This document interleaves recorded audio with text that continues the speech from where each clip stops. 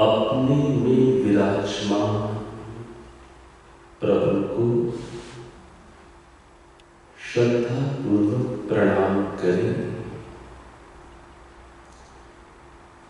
जिनकी कृपा से ये जीवन, ये सांसें प्राप्त हुई हैं। ऐसे पावन प्रभु को बारंबार प्रणाम, बारंबार नमन।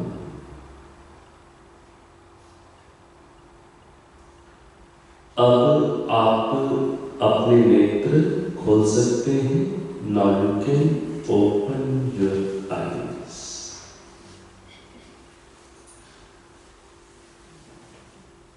परम पिता परमेश्वर की अपार अनुकंपा से, कृपा से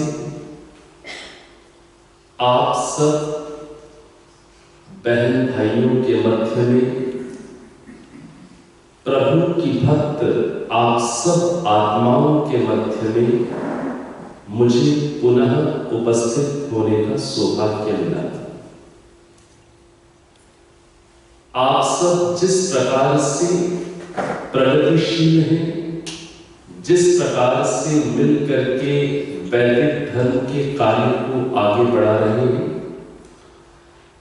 आपके इस उत्साह और इस उन्नति को देख करके प्रसन्नता अनुभव करता हूं और आप सबका आभार करता हूं कि आप मूल भारत से जुड़े हुए आप सभी हमारे फिजी देश के भाई बहन जो आर्य भाषा से, हिंदी भाषा से बहुत प्रेम करते हैं और भारत के आए हुए यहाँ पर आपके अपने मित्र भाई आप सब मिल करके बहुत अच्छी प्रकार से वैदिक धर्म को आगे ले करके जा रहे हैं। आज कुछ चर्चा बहुत मूलभूत बातों पर मैं आपसे करना चाहूंगा।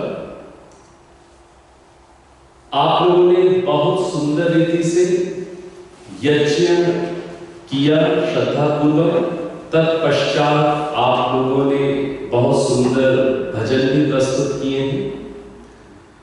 जो भजन थे वो बहुत सुंदर आपने प्रस्तुत किए, बहुत सुंदर आप लोग गाते हैं और वो भजन महर्षि दयानंद सरस्वती जी और वेदों के ऊपर केंद्रित भजन आपने आज प्रस्तुत किए हैं। यहाँ पर आप लोगों ने बहुत सुंदर तरीके से यहाँ पर देखिए वेदों को भी रखा हुआ है। तो आज जो हमारी चर्चा का विषय है वो यही वेद, इन वेदों के ऊपर हम विस्तार से, बहुत बेसिक लेवल से हम लोग बातों को समझने का प्रयास करेंगे। बातों को इस प्रकार से समझने का प्रयास करेंगे कि आप जो यंग जनरेशन है, आज की जो यंग जनरेशन है, आज का जो यूथ है, वो केवल कहने से, सुनाने से बातों को नहीं मानता। उसे हर चीज के पीछे लॉजिक चाहिए, हर चीज के पीछे साइंस चाहिए। तो आप किस प्रकार से अपनी संतानों को अपने वेद और वैदिक धर्म इंट्रोड्यूस कर सकें, उन्हें समझा सकें, उस तरीके से हम लोग यहां पर बातों को करने का प्रयास करेंगे। सबसे पहला ये प्रश्न आता है कि वेद का अर्थ क्या होता है, वेद का मीनिंग क्या होता है। आप सभी इसका उत्तर जानते हैं। वेद का क्या अर्थ होता है, वेद का क्या मीनिंग होता है? नॉलेज। आपने क्या आंसर दिया कि वेद मीन्स नॉलेज। अब ये भी आप जानते हैं नॉलेज तो कई तरीके के होते हैं। ट्रू नॉलेज भी होता है, फॉल्स नॉलेज भी होता है। कैसा नॉलेज? इसमें आपको शुरू में कुछ एडजेक्टिव जोड़ना पड़ेगा। आपने आंसर क्या दिया कि वेद मीन्स नॉलेज। अब मैंने कहा नॉलेज तो कई टाइप के होते हैं। ट्रू नॉलेज भी होता है, फॉल्स नॉलेज भी होता है, सस्पिशियस नॉलेज भी होता है, कितने ही प्रकार का नॉलेज होता है। नाउ प्लीज कोई इसके आगे एडजेक्टिव जोड़े कि Veda means what kind of knowledge. True knowledge. True knowledge आपने कहा। यहां पर हमारे बीच में बहुत अच्छी प्रकार से ये व्यवस्था कर रहे श्री अमन जी भी हमारे बीच में हैं। तो Aman ji, Veda means true knowledge और do you want to add something more? ईश्वरीय ज्ञान। तो वेद का मतलब यदि आप ट्रू नॉलेज करेंगे केवल, तो आज इस माइक से रिलेटेड भी ट्रू नॉलेज अवेलेबल है कि नहीं? लैपटॉप से रिलेटेड जो कुछ भी नए नए गैजेट्स आ रहे हैं, मोबाइल्स आ रहे हैं, उनसे रिलेटेड जो फैक्ट्स हैं वो भी तो ट्रू नॉलेज ही कहलाएंगे। तो किसी भी ट्रू नॉलेज को क्या आप वेद कहेंगे? हर चीज को अब हमें चर्चा के माध्यम से गहराई से समझना है। हमने कहा वेद मतलब नॉलेज। उस पर प्रश्न किया गया कि नॉलेज किस टाइप का नॉलेज, तो आपने आंसर क्या दिया कि ट्रू नॉलेज। अब क्वेश्चन ये आया कि ये जो ग्लास बना है फैक्ट्री के अंदर, ये जिस नॉलेज पर बेस्ड है वो भी ट्रू नॉलेज है कि नहीं? इस लेवल का ट्रू नॉलेज है। तो ट्रू नॉलेज भी शायद सफिशिएंट नहीं है। तो वेद मीन्स क्या? अमन जी ने उत्तर दिया, वेद मतलब ईश्वरीय ज्ञान। वेद मतलब डिवाइन नॉलेज। ये चीज हमें बहुत अच्छे से क्लियर करें। वेद, आप बच्चे को केवल बोलेंगे कि वेद मीन्स नॉलेज, उसे शायद छोटा बच्चा आपकी बात को सुन ले, याद भी कर ले ये आंसर, लेकिन शायद वो बड़े होकर के इस पर सोचेगा कि नॉलेज तो कई टाइप का होता है। आप कहें वेद मीन्स ट्रू नॉलेज, तो ट्रू नॉलेज की बात चले तो ट्रू नॉलेज में भी बहुत सारी चीजें हैं। आप बहुत ट्रू नॉलेज को यूज करके आप चीजों को डेवलप कर रहे हैं, इतने से भी शायद वो सेटिस्फाई नहीं हो पाएगा। तो वेद का जब आप उसे ये बात समझाएंगे कि वेद मीन्स डिवाइन नॉलेज, वेद मीन्स ईश्वरीय ज्ञान, ये शायद आंसर अधिक सटीक है। तो वेद का जब भी हम किसी को अर्थ कहते हैं, मीनिंग बताते हैं, तो आप ये बताएंगे तो शायद अधिक कन्विंसिंग होगा। वेद मीन्स डिवाइन नॉलेज। अब यहां से हमारी चर्चा प्रारंभ कर रहे हैं। आपने वेद का अर्थ क्या किया? डिवाइन नॉलेज, ईश्वरीय ज्ञान। इन पुस्तकों में जो नॉलेज है उसको आप डिवाइन मानते हैं, आप मानते हैं, अमन जी आप मानते हैं। लेकिन इस समाज में बहुत सारे ऐसे लोग हैं जो रामायण को भी डिवाइन मानते हैं। रामायण और रामचरितमानस को भी कई लोग डिवाइन मानते हैं। इसी समाज में बहुत सारे ऐसे लोग हैं जो महाभारत का ही जो पाठ, जो योगेश्वर कृष्ण जी के द्वारा दिया गया अमर उपदेश, अमृतवाणी, गीता, उसको डिवाइन मानते हैं। कई ऐसे लोग मिलेंगे जो पुराणों को डिवाइन मानते हैं। कई ऐसे लोग मिलेंगे, हमारे ही अपने ही भाई बहन हैं सब, जो बाइबल को डिवाइन मानते हैं। कई ऐसे हमें मिलेंगे जो कुरान को डिवाइन मानते हैं। वो ऐसी ही श्रद्धा रखते हैं जैसी आप अपने वेदों पर रखते हैं, ऐसी ही श्रद्धा, इतना ही सम्मान। लोगों का सम्मान रामायण के प्रति भी है, जो लोग उसे डिवाइन मानते हैं। रामचरितमानस को डिवाइन लोग मानते हैं, गीता को डिवाइन मानते हैं, पुराणों को डिवाइन मानते हैं, बाइबल को डिवाइन मानते हैं, कुरान को डिवाइन मानते हैं। बुद्धिज्म में जाए, जैनिज्म में जाए, वहां भी उनके अपने ग्रंथ हैं, ऐसे ही श्रद्धा रखते हैं। प्रश्न ये आएगा, आपका नया बच्चा ये प्रश्न आपसे करेगा कि मैं इतने सारे स्क्रिप्चर्स को मेरे फ्रेंड्स के घर में जब मैं जाता हूं तो वो लोग उस ग्रंथ को डिवाइन मानते हैं। आप गुरु ग्रंथ साहब को भी डिवाइन मानते हैं, गुरुद्वारे जाएंगे वो ऐसी ही श्रद्धा वहां रखते हैं।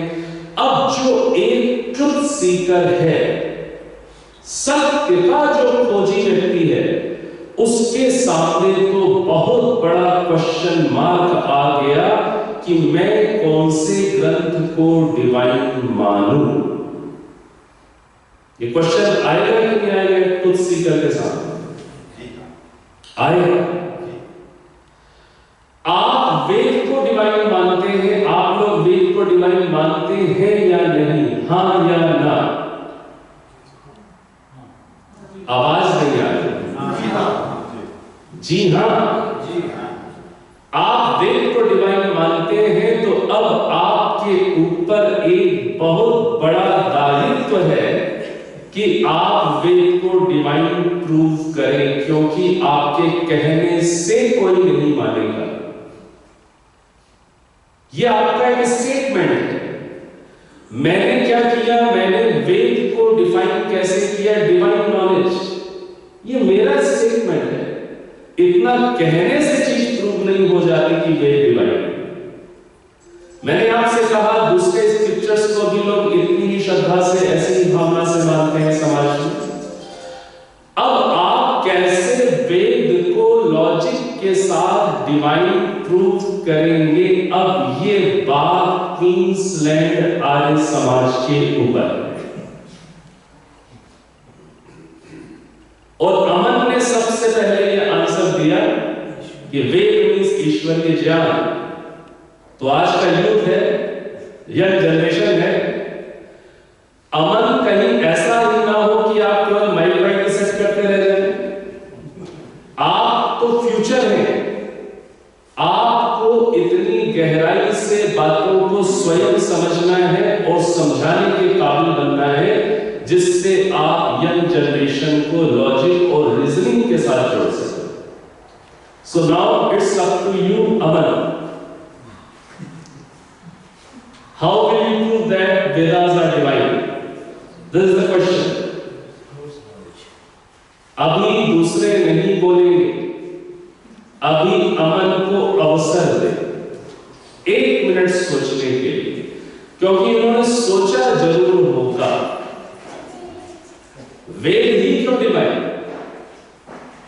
क्वेश्चन बनता है कि नहीं बनता? बनता है। तो चलिए बताएं, वेद ही क्यों डिवाइन? बताएं।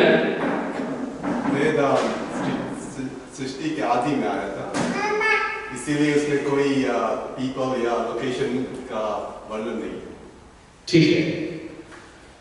अब इन्होंने क्या बात कही कि जो वेदास है वो सृष्टि के आदि में आए। आदि मीन्स प्रारंभ में आए। क्या कह रहे हैं कि वेदास फर्स्ट ह्यूमन जनरेशन में आए।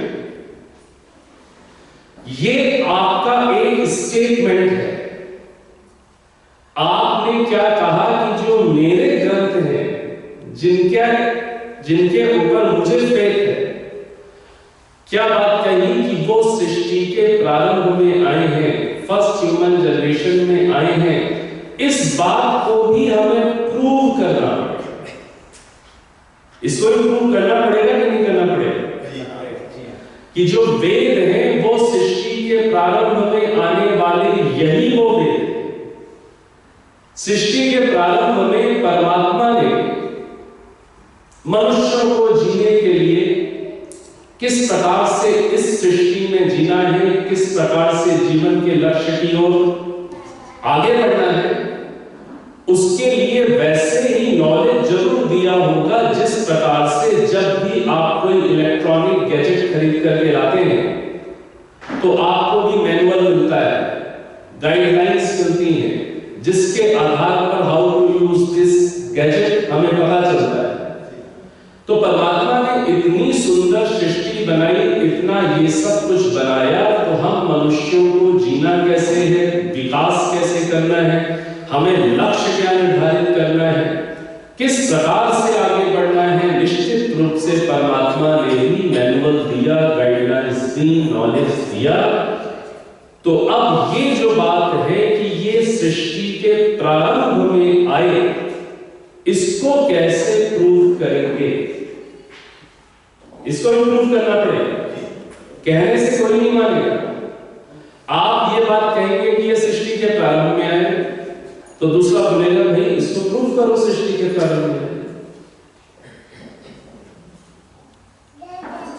बहुत अच्छा प्रयास किया है आपने, आंसर भी दिया है। अब इसका आंसर दे कि ये सृष्टि के प्रारंभ में आए हैं, इसको कैसे प्रूव करेंगे?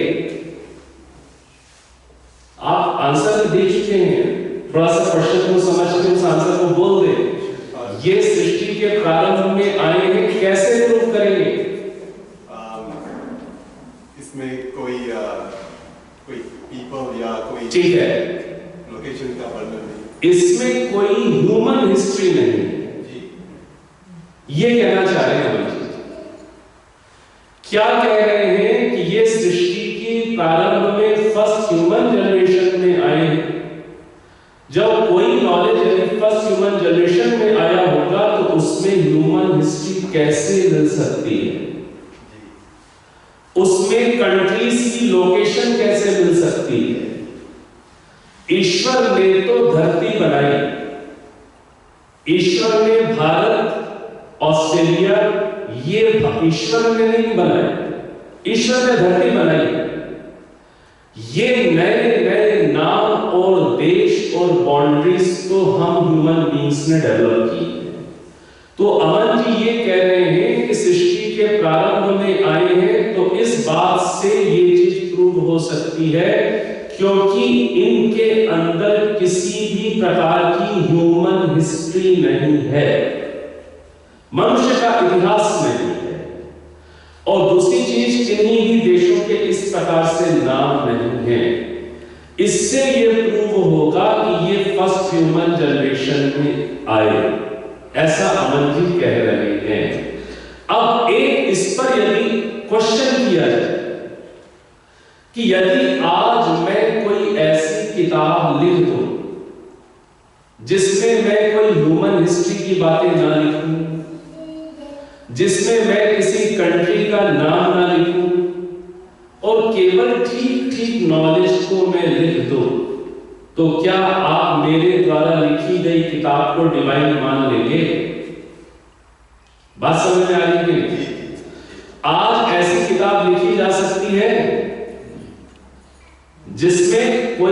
हिस्ट्री ना हो जिसमें भारत अलग कोई किसी देश का नाम ना हो, और जिसमें ठीक ठीक बातें लिखी हुई हो, ह्यूमैनिटी की बातें लिखी हुई हो, इंसानियत की बातें लिखी हुई हो, मानवता की बातें लिखी हुई हो, तो ऐसी किताब मेरे द्वारा या किसी के द्वारा लिखी गई होने से क्या आप उसे डिवाइन मान लेंगे केवल लिखने से? फिर क्वेश्चन करेगा आपका बच्चा, वो यही बोलेगा कि यदि मैं कोई चीज ऐसी लिख दूं तो क्या आप डिवाइन मानेंगे जिसमें हिस्ट्री नहीं है? क्यों जी मूलचंद जी, मूल भाई जी बताएं।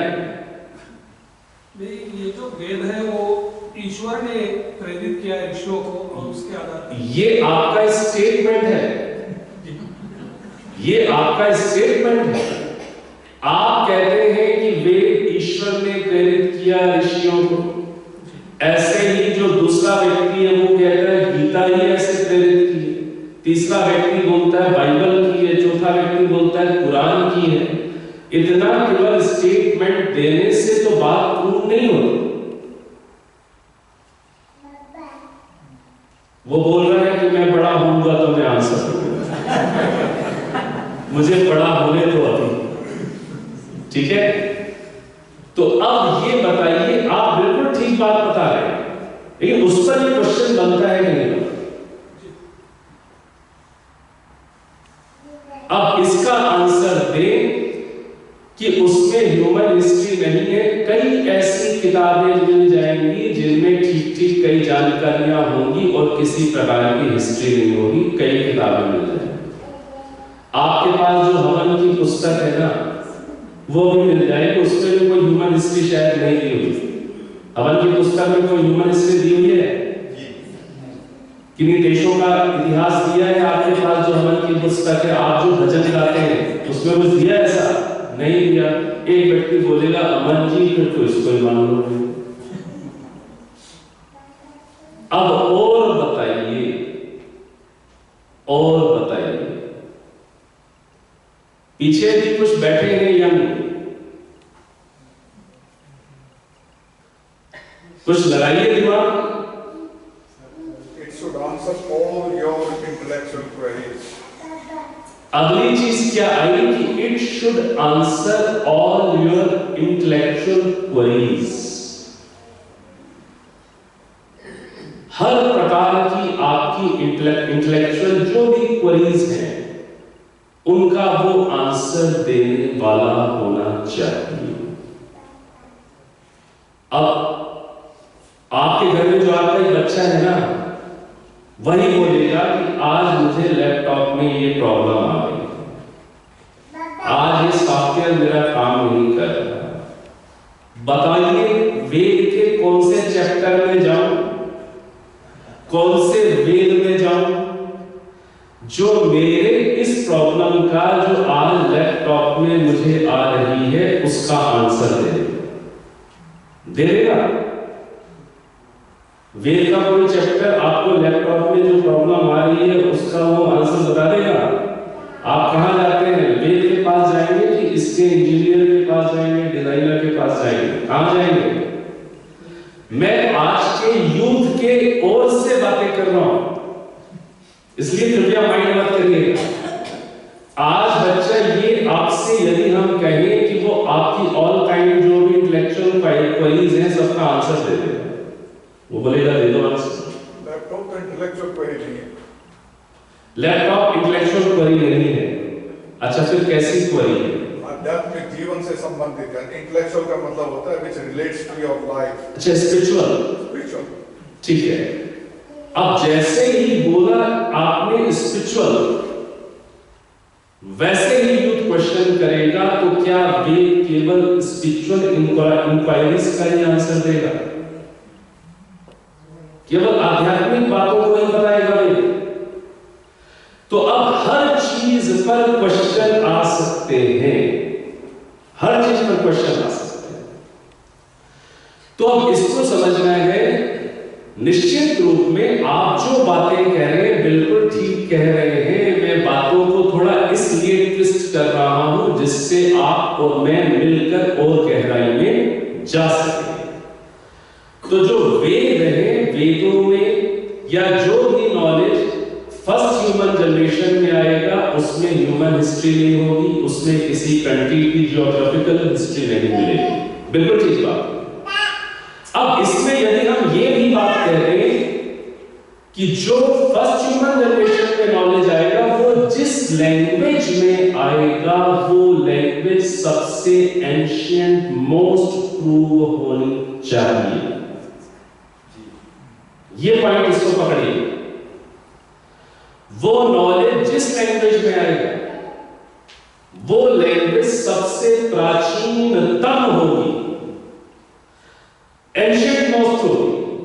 मैं कोई किताब लिखता हूं जिसके अंदर हिस्ट्री नहीं है और जिसके अंदर बहुत सारी इंटेलेक्चुअल क्वेरीज का आंसर है। एग्जांपल के लिए सत्यार्थ प्रकाश।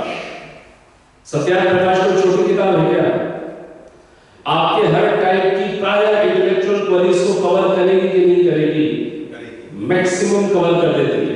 सत्यार्थ प्रकाश वो अनुपम ग्रंथ है महर्षि दयानंद सरस्वती जी का। और महर्षि दयानंद सरस्वती जी का एक दूसरा अनुपम ग्रंथ जिसका नाम आप सभी जानते हैं, ऋग्वेदादि भाष्य भूमिका। आप सभी ने इस ग्रंथ का नाम सुना है कि नहीं सुना है?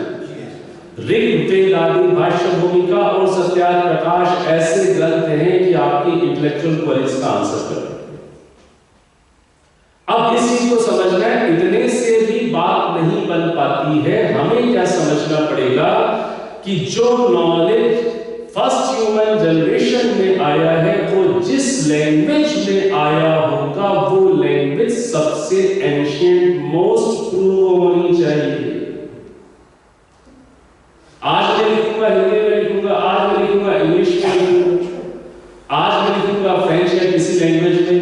ये जो लैंग्वेजेस हैं ये एंशिएंट मोस्ट नहीं है, प्राचीनतम नहीं है। वेद जिस लैंग्वेज में है वो सबसे प्राचीनतम होनी चाहिए। ईश्वरी जी, ये पॉइंट समझ में आ रहा है? अब जो आप जितने भी ग्रंथों को उठा लीजिए, आप रामायण को उठा लीजिए, रामायण भी संस्कृत में है। रामायण कौन से में है? संस्कृत में है, वाल्मीकि रामायण। गीता महाभारत संस्कृत में है कि नहीं? आज जो हमारे हिंदू भाई लोग जिन पुराणों को पढ़ते हैं वो भी संस्कृत में है। लेकिन वेद जिस संस्कृत में है वो संस्कृत इस संस्कृत की ही मदर है। संस्कृत दो प्रकार की होती है। संस्कृत भाषा कितने प्रकार की है? दो प्रकार की है। एक है वैदिक संस्कृत जिसमें ये मंत्र लिखे हुए हैं। ये नॉर्मल वाली संस्कृत नहीं है, ये वाल्मीकि रामायण वाली संस्कृत नहीं है, ये गीता वाली संस्कृत नहीं है। ये कैसी संस्कृत है? इसको बोलते हैं वैदिक संस्कृत। और इस संस्कृत से फिर ओरिजिनेट हुई है कन्वर्सेशनल संस्कृत। उसको क्या बोलते हैं? लौकिक संस्कृत, जिसमें रामायण, गीता, महाभारत आदि के श्लोक हैं। ये स्पोकन संस्कृत है। तो ये जो स्पोकन संस्कृत है ये भी कहां से ओरिजिनेट हुई है? वैदिक संस्कृत से ओरिजिनेट हुई। तो आप क्या कह रहे हैं कि जो डिवाइन स्क्रिप्चर होगा वो होगा जिसके अंदर ह्यूमन हिस्ट्री और जियोग्राफिकल हिस्ट्री ना हो। और डिवाइन जो स्क्रिप्चर होगा वो उस लैंग्वेज में होना चाहिए जो लैंग्वेज सबसे पुरानी। अब बात समझ में आ रही है? अब क्वेश्चन आएगा कि वेद जिस लैंग्वेज में है ये सबसे अधिक पुरानी प्रूव होती है कि नहीं होती? हाँ, ये होती है। वेद जिस लैंग्वेज में है, वैदिक संस्कृत, यही लैंग्वेज सबसे अधिक पुरानी प्रूव हो जाती है। इस आधार पर आप ये बात कह सकते हैं कि यही वो नॉलेज है जो स्टार्टिंग में आया होगा। अभी भी कंप्लीट नहीं, अभी भी क्वेश्चन आएंगे, लेकिन फिर भी अब आपके पास कुछ सॉलिड प्लेटफॉर्म। ये चीज समझ में आ रही है कि नहीं? अगली चीज जो आप कह रहे हैं, आपकी ही बात को थोड़ा सा मैं और कुछ जोड़ करके बोल रहा हूं। अगली चीज क्या है कि जो ईश्वर है, ईश्वर सृष्टि के प्रारंभ में जब अपना नॉलेज ह्यूमन बींग्स के लिए देंगे और सभी लिविंग बींग्स के वेलफेयर के लिए देंगे, वो नॉलेज कैसा होगा? वो नॉलेज कॉम्प्रिहेंसिव नेचर का होगा। कैसा होगा? कॉम्प्रिहेंसिव नेचर का। ऐसा नहीं होगा कि उसमें केवल स्पिरिचुअल नॉलेज हो, ऐसा नहीं होगा। केवल स्पिरिचुअलिटी के आधार पर जीवन नहीं चल सकता। केवल मेडिटेशन, केवल ध्यान, केवल योग के अभ्यास पर जीवन नहीं चल सकता।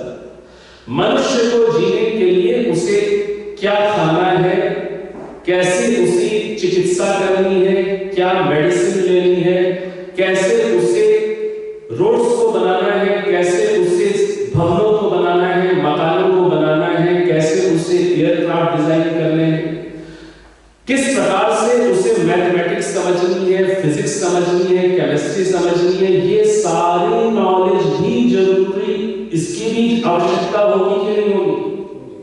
इसकी भी आवश्यकता होगी। केवल अकेले स्पिरिचुअल नॉलेज से जीवन नहीं चलता। तो वेद का जो नॉलेज होगा या जो डिवाइन नॉलेज होगा वो कॉम्प्रिहेंसिव नेचर का होगा। उसके अंदर फिजिकल साइंसेस भी होंगी और मेटाफिजिकल साइंस भी होगी। फिजिकल साइंसेस मतलब physics, chemistry, mathematics, aircraft designing, road designing, जो कुछ भी इंफ्रास्ट्रक्चर है, कैसे बनाना है, ये सब भी बेसिक फॉर्म में मिलेगा। और इसके साथ साथ स्पिरिचुअल नॉलेज भी मिलेगा। तो जो डिवाइन नॉलेज होगा, डिवाइन नॉलेज में physical sciences plus metaphysical sciences दोनों मिलनी चाहिए। ये चीज समझ में आ रही है? तो ये वो टेस्टिंग पैरामीटर्स हैं जिन टेस्टिंग पैरामीटर्स के आधार पर हम चेक कर सकते हैं कि इतने सारे स्क्रिप्चर्स में से कौन सा स्क्रिप्चर या कौन से स्क्रिप्चर का नॉलेज डिवाइन है। तो कौन से स्क्रिप्चर का नॉलेज डिवाइन माना जाएगा? जिसमें ह्यूमन हिस्ट्री और जियोग्राफिकल हिस्ट्री ना हो। वो जिस लैंग्वेज में आया हो वो लैंग्वेज सबसे एंशिएंट मोस्ट प्रूव हो जाए। तीसरी चीज, वो नॉलेज ऐसा होना चाहिए जो कॉम्प्रिहेंसिव नेचर का हो, उसमें केवल स्पिरिचुअलिटी की बातें हैं, उसके साथ साथ फिजिकल साइंसेस भी हो। और क्या आपको देखना है कि और डिवाइन नॉलेज कैसा होगा? उस नॉलेज में क्रिएशन से रिलेटेड जो भी बातें हो, वो जो प्रेजेंट क्रिएशन है उससे कभी भी कॉन्ट्राडिक्ट ना करती। क्यों? क्योंकि इस क्रिएशन को किसने बनाया? क्रिएटर ने। डिवाइन नॉलेज किसने दिया? क्रिएटर ने।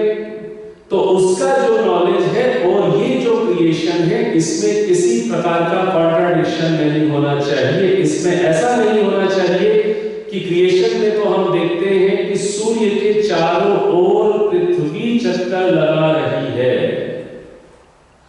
तो जो डिवाइन नॉलेज है उसमें ऐसा लिखा नहीं मिलना चाहिए कि पृथ्वी के चारों ओर सूर्य चक्कर लगा। ये चीज समझ में आ रही है? क्रिएशन में हम क्या देख रहे हैं? साइंस के साथ भी प्रूव है और साइंस के साथ भी क्या, आप एक हाइट पर जाकर के देखाए कि आपकी अर्थ है वो कैसी है? गोल है, राउंड शेप है, sphere kind of round shape है। तो ऐसा ही आपको डिवाइन नॉलेज में भी मिलना चाहिए। यही फैक्ट्स मिलने चाहिए कि जो भू है, जो अर्थ है वो गोल है, वो मैट के समान, चटाई के समान चपटी नहीं है, वो गोल है। ऐसा ही मिलना चाहिए क्योंकि क्रिएशन को बनाने वाला भी वही क्रिएटर है, जो उस नॉलेज को रिवील करने वाला है वो भी वही है, इसलिए उसमें कॉन्ट्राडिक्शन नहीं होना चाहिए। चीज समझ में आ रही है? तो इन चीजों के आधार पर जब हम अपनी यंग जनरेशन को समझाएंगे, अपने जो हमारे बेसिक्स हैं, जो फैक्ट्स हैं, जो सत्य है, वो केवल कहने से लोग नहीं मानते, आपको उन्हें प्रूव करना पड़ेगा। स्पेशली आज की यंग जनरेशन को आपको प्रूव करना पड़ेगा कि why only Vedas are divine. आपको लॉजिक देने पड़ेंगे, आपको प्रूव करना पड़ेगा। इस तरीके से यदि आप लॉजिक देकर के, यदि रीजनिंग के साथ चीजों को प्रूव करते संतान कभी भी वेदों को नहीं छोड़ सकते, कभी नहीं छोड़ सकते।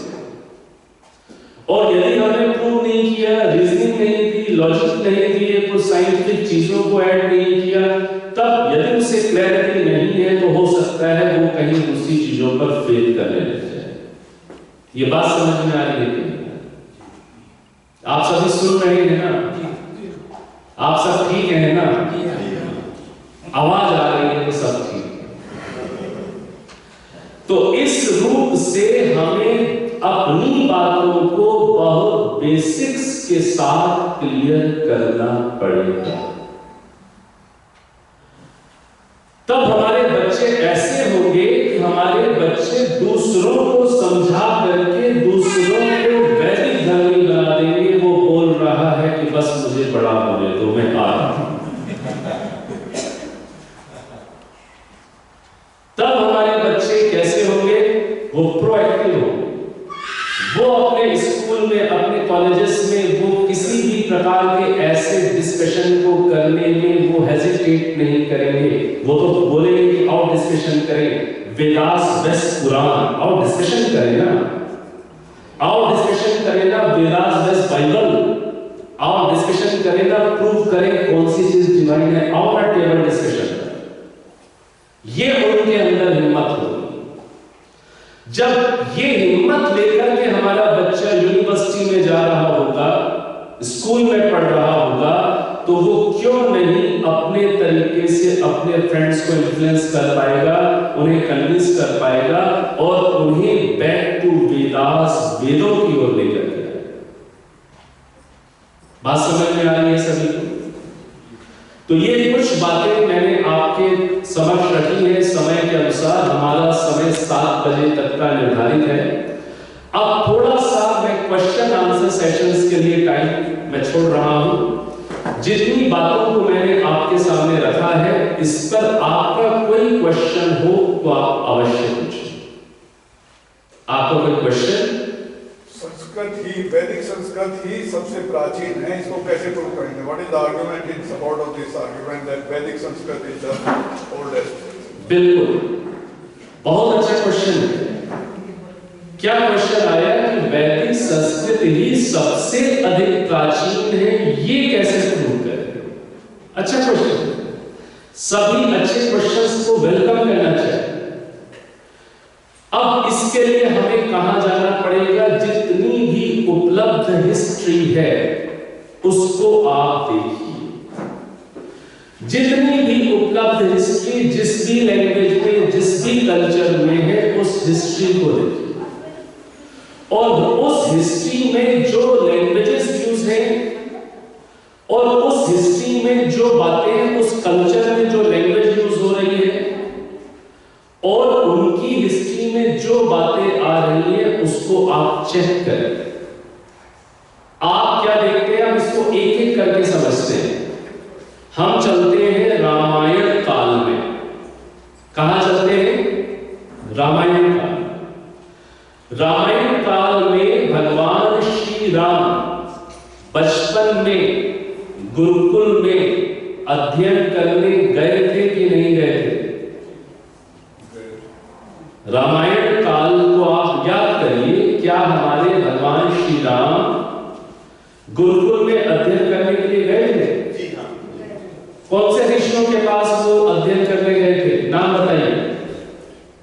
महर्षि विश्वामित्र जी के पास हो, वशिष्ठ महर्षि के पास अध्ययन करने गए। क्वेश्चन आएगा कि वो क्या अध्ययन करने गए? आप वाल्मीकि रामायण को पढ़ लीजिए। वाल्मीकि रामायण संस्कृत में है। उसमें जो श्लोक आएगा वो क्या बता रहा है कि वो वहां क्या अध्ययन करने गए थे? वेद का अध्ययन करने गए। तो रामायण से वेद प्राचीन सिद्ध हुआ कि नहीं हुआ? ये चीज समझ में आ रही कि नहीं आ रही? वाल्मीकि रामायण के श्लोक क्या कह रहे हैं कि भगवान श्री राम बाल्यकाल में वेद का अध्ययन करने गए। महाभारत काल में आ जाइए। महाभारत काल के अंदर हमारे योगेश्वर भगवान श्री कृष्ण क्या पढ़ने गए अपने गुरुजी के आश्रम में। उनके गुरुजी का क्या नाम था? महर्षि संदीपनी ऋषि के आश्रम में। सुना है ना संदीपनी ऋषि का आश्रम? वहां पर लोग क्या पढ़ने गए? वेद को पढ़ने गए। रामायण में भगवान श्री राम क्या पढ़ रहे हैं? वेद। योगेश्वर श्री कृष्ण क्या पढ़ रहे हैं? वेद। और रामायण और गीता या महाभारत कौन सी भाषा में है? संस्कृत में। और वहां पर जो श्लोक है वो क्या पढ़ा रहे हैं? हिस्ट्री क्या बता रहे हैं कि वो वेद को पढ़ने गए थे। इतने से ही संस्कृत से अधिक प्राचीन वैदिक संस्कृत प्रूव हो गई कि नहीं? अभी हमने कौन सी लैंग्वेजेस को कंपेयर किया? संस्कृत वेस्ट वैदिक संस्कृत। ये चीज समझ में आ रही? अब आप आगे की भाषाओं में आ जाइए। भारत के अंदर बहुत सारी भाषाएं हैं। भारत देश, जहां से जो देश आपका मूल है, हमारे फिजी भाइयों का बहुत प्यारा देश। आप में से सभी भारत देश गए होंगे ना घूमने के लिए, अपनी मातृभूमि। वो भी आपकी मातृभूमि है, मूल भूमि है आपकी। सभी भारत गए। तो भारत के अंदर कितनी सारी भाषाएं चलती हैं। जो नॉर्थ इंडिया है, नॉर्थ इंडिया में मुख्य रूप से कौन सी भाषा चलती है? आर्य भाषा। कौन सी भाषा चलती है? आर्य भाषा। अब बताइए आर्य भाषा कौन सी भाषा है? आर्य भाषा मतलब आपने सुना है आर्य भाषा? आपने कहीं सुना है आर्य भाषा क्या होती है? भारत के अंदर नॉर्थ इंडिया में कौन सी भाषा मुख्य रूप से चलती है? भाषा की बात करोगे ये होती है बोली। भाषा कौन सी चलती है? आर्य भाषा। बताइए आर्य भाषा किसको कहते हैं? किसको कहते हैं? बिल्कुल ठीक कह रहे हैं। आर्य भाषा किसको कहते हैं? हिंदी को आर्य भाषा।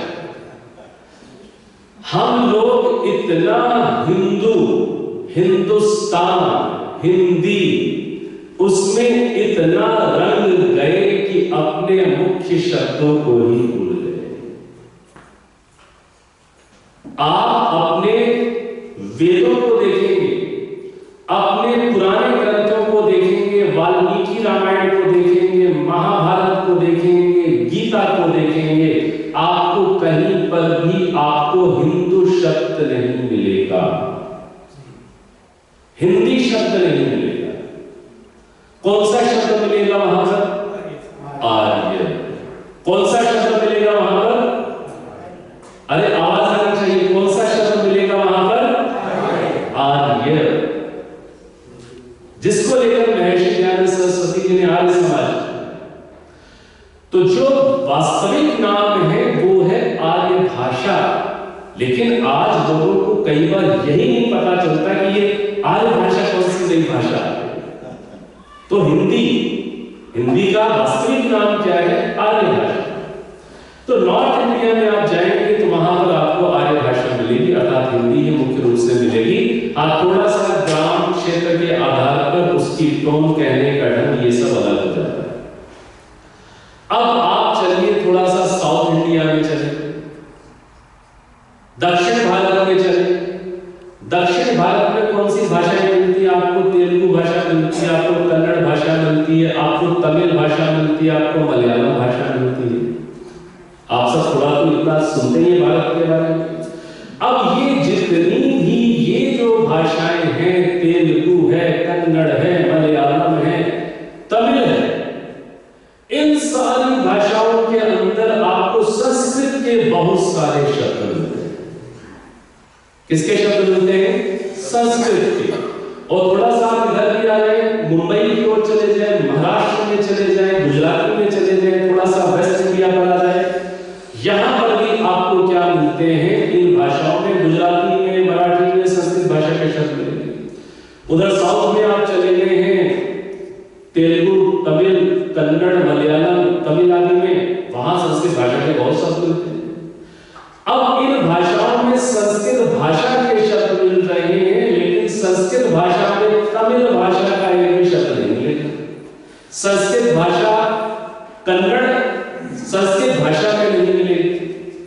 कन्नड़ के शब्द संस्कृत में नहीं मिलेंगे, हाँ संस्कृत भाषा आपको हर जगह मिलेगी। तो इससे क्या प्रूव हो जाएगा, क्या प्रूव हो जाएगा कि गुजराती है, मराठी है, तेलुगु है, कन्नड़ है, तमिल है, मलयालम है, इनके अंदर संस्कृत के शब्द मिलने से कौन सी भाषा अधिक प्राचीन हो रही है? इनसे संस्कृत। और संस्कृत और वैदिक संस्कृत को कंपेयर कर लिया है, और संस्कृत से प्राचीन क्या प्रूव हो रही है? वेदास। तो वेद की जो भाषा है वैदिक संस्कृत, वो सबसे पुरानी आप प्रूव कर सकते हैं। ये चीज समझ में आ रही है कि नहीं आ रही? और रही बात ये आगे की जो ग्रीक आदि भाषाएं हैं, ये भाषाएं तो बाद की बहुत पुरानी, ये भाषाएं तो आराम से आपको संस्कृत के बाद की ही है, ये बात सिद्ध हो जाती है। बहुत सारी आपको इस पर पुस्तकें मिल जाएंगी, फैक्ट्स मिल जाएंगे। तो संस्कृत से पुरानी वैदिक संस्कृत और संस्कृत के शब्द मिल रहे हैं आपको साउथ इंडियन लैंग्वेजेस के अंदर, हिंदी के अंदर, गुजराती के अंदर, मराठी के अंदर, उन सबसे पुरानी संस्कृत सिद्ध हो रही है और संस्कृत से पुरानी वैदिक संस्कृत सिद्ध। और कोई इससे पुरानी कोई भाषा के एविडेंस ही नहीं है ही नहीं। आप कितना भी इस धरती को कितना ही खंगाल लें, वेदों के अंदर जो वैदिक संस्कृत है उससे पुरानी लैंग्वेज के कोई एविडेंस है ही नहीं। तो आपको यही मानना पड़ेगा कि वैदिक संस्कृत ही सबसे पुरानी लैंग्वेज है। बात समझ रहे होंगे? और कोई प्रश्न है तो हाँ जी। वैदिक संस्कृति को हम लोग हम शुरुआत तो जब भी कर सकते हैं संस्कृत पढ़ने सीखें। बिल्कुल, तो उसको हमें करना है। बहुत अच्छी बात है। तो आप ये कह रही हैं कि वैदिक संस्कृत तक पहुंचने से पहले हमें सामान्य संस्कृत, पहले सरल वाली, वो थोड़ा सा हम सीखें, पढ़ें, फिर हम वेद को समझने के लिए धीरे धीरे हम थोड़ा एलिजिबल होंगे। अब इस चीज को भी समझिए, निश्चित रूप से हमें संस्कृत भाषा और फिर वेद जिस वैदिक संस्कृत में है, निश्चित रूप से हमें उसे पढ़ना चाहिए, सीखना चाहिए। लेकिन अब एक बात और समझनी है। क्या बात समझनी है? कि आज हम उम्र के जिस पड़ाव में हैं, आज आप उम्र के जिस पड़ाव में, अब इस पड़ाव में यदि अब संस्कृत सीखनी शुरू करें, अच्छी बात है, सीखनी चाहिए। लेकिन अब इन्हीं चीजों के ट्रांसलेशन जिन लैंग्वेजेस को आप जानते हैं उन लैंग्वेजेस में उपलब्ध है। आपको वेदों के ऊपर आपको महर्षि दयानंद सरस्वती जी का भाष्य मिल जाता है। महर्षि दयानंद सरस्वती जी ने भाष्य संस्कृत में भी किया और हिंदी अर्थात आर्य भाषा में। अब आप यदि उसे आर्य भाषा में पढ़ते हैं तब आपको लगता है कि नहीं, अभी भी मुझे कठिन लग रहा है। तो ऋषि दयानंद के भाष्य का बहुत अच्छा ट्रांसलेशन अभी नया किया गया है, ट्रांसलेशन यजुर्वेद का इंग्लिश, वो उपलब्ध है। और भी हमारे अन्य विद्वानों के द्वारा उपलब्ध भाष्य इंग्लिश में मिल रहे हैं। तो संस्कृत लैंग्वेज को जरूर हमें सीखना चाहिए, लेकिन ऐसा भी हमें समझना है कि ये जो नॉलेज है अन्य भाषाओं में ट्रांसलेटेड फॉर्म में भी आज हमारे लिए अवेलेबल है। तो हमें इसको सीधे भी पढ़ना चाहिए। ये चीज समझ में आ रही है कि नहीं? आप इस उम्र में संस्कृत सीखेंगे और इस लेवल की संस्कृत की आप वेद को समझ ले सीधा, उसमें लगभग 10 साल लगेंगे, लगभग 10 साल कि आप सीधे संस्कृत टू संस्कृत वेद के मंत्रों को समझने लग जाए। तो वो काम आप स्टार्ट कर सकते हैं, लेकिन आपके नॉलेज के लिए मैंने बात कही कि आपकी कंफर्टेबल लैंग्वेज में भी आज ये नॉलेज ट्रांसलेटेड है। आप सीधे उससे लाभ लेते हुए धीरे धीरे संस्कृत को सीखना चाहते हैं तो जरूर। ठीक है, और कोई प्रश्न? हमने सुना है कि वेद जो बहुत अच्छा प्रश्न। इसलिए मैं कहता हूं प्रश्न जरूर पूछिए। आर्य समाज ऐसा मंच है, ये ऐसी संस्था है जो आपके प्रश्न पूछने पर प्रसन्न होती है, हमें खुशी होती है। आप कम से कम मेरे साथ तो ये आप लिख लीजिए कि आप कितने ही प्रश्न पूछेंगे, मुझे कभी भी गुस्सा नहीं आएगा। ये बहुत अच्छा है, प्रश्नों के माध्यम से ही हम गहराई में जाते हैं, यही रास्ता है। आज भी हम जो कुछ भी पढ़ते हैं, यूनिवर्सिटीज में पढ़ते हैं, टीचर ने कुछ भी पढ़ा दिया और स्टूडेंट केवल हाँ में हाँ मिला के क्वेश्चन ही ना करे तो क्या वो डीप जा सकेगा? उसको टॉपिक समझ में आ जाएगा? नहीं आ सकता। अब देखिए कितना अच्छा प्रश्न पूछा है इन्होंने। क्या प्रश्न पूछा है कि हमने जो सुना है कि वेद ब्रह्मा जी के मुख से प्राप्त हुए, क्या ये ठीक है कि गलत है? बहुत अच्छा प्रश्न। अब जैसे ही इन्होंने ये शब्द कहा कि हमने सुना है कि वेद ब्रह्मा जी के मुख से प्राप्त हुए, अब ये शब्द सुनते ही, ये नाम सुनते ही आप में से कईयों के दिमाग में एक पिक्चर भी आ गई।